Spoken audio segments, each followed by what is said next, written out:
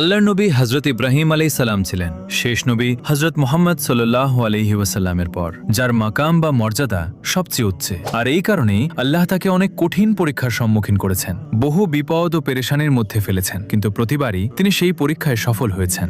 সেগুলোর মধ্যে একটি পরীক্ষা এমনও ছিল যে এক রাতে তিনি যখন ঘুমাচ্ছিলেন তখন স্বপ্নে একটি আওয়াজ শুনতে পান, হে ইব্রাহিম, তুমি তোমার সন্তানকে আল্লাহর রাস্তায় কুরবানি করো। হযরত ইব্রাহিম আলাইহিস সালাম যখন সকালে ঘুম থেকে উঠলেন তখন আল্লাহর হুকুম পালন করার জন্য রওনা হলেন, কিন্তু আল্লাহ তার আগেই জান্নাত থেকে একটি দুম্বা অর্থাৎ ভেড়া পাঠিয়ে দিলেন। আল্লাহর কাছে হযরত ইব্রাহিম আলাইহিস সালামের এই আমলটি এতটাই পছন্দ হয়েছিল যে তিনি প্রত্যেক সামর্থ্যবান অর্থাৎ মালিকে নিসাব ব্যক্তির ওপর কুরবানি ওয়াজিব করে দিয়েছেন। এখন কিছু মানুষ মনে করেন যে সেদিন হযরত ইব্রাহিম আলাইহিস সালাম যদি তার সন্তানকে কুরবানি করে দিতেন তাহলে আজ হয়তো প্রত্যেক মুসলমানকেও নিজের সন্তান কুরবানি করতে হতো, যা সম্পূর্ণ ভুল ধারণা। এটি পরীক্ষা ছিল যার মাধ্যমে আল্লাহ তার পয়গম্বরকে যাচাই করছিলেন, আর এই পরীক্ষায় ইব্রাহিম